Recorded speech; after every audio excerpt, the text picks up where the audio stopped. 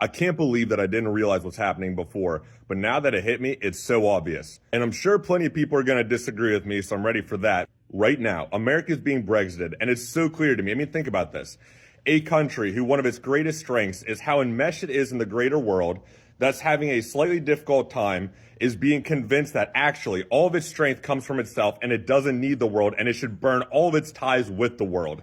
Not only that, a lot of the influence to why it's happening is coming from non-domestic sources who would benefit from said country becoming less involved in global affairs and more just isolated by itself. And the propaganda that is targeting the country is mostly targeting an older demographic that historically has always been better off at the privilege of the rest of their countrymen and is pining for the good old days, as if the good old days weren't hellhole tier for 99% of people.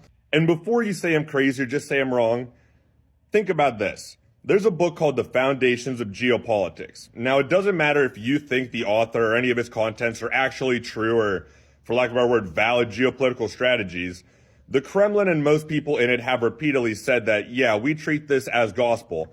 And this book, written in the early 90s, talking about what Russia should do and countries in general should do to secure their geopolitical strength,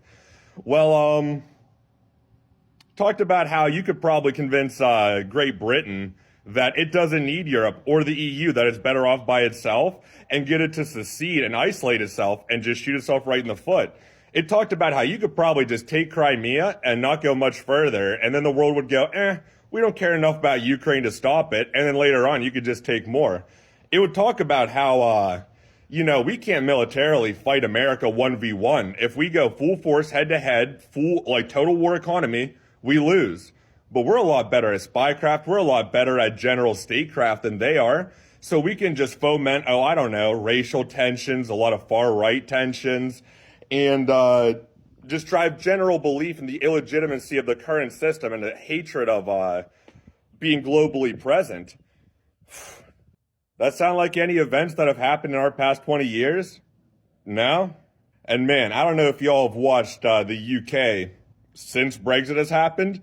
Yeah, it's gone about as badly as anyone with 3 brain cells to rub together has assumed it has. And we're not at Brexit levels yet. It's possible that we stem the bleeding and we don't basically shoot ourselves in both feet. But the thing is, it's only going to happen if we as a nation pretty totally reject what we're doing. I mean, right now we're sending people to camps. People are disappearing from the camps.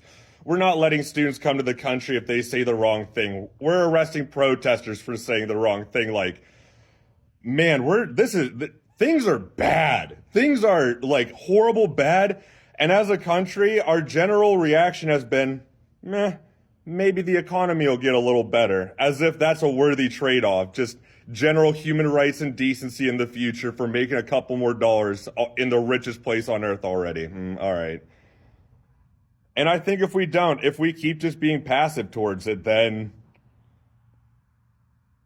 why wouldn't the rest of the world just let us Brexit ourselves? We haven't really ingratiated ourselves with all that much of it. I don't know. Time will tell.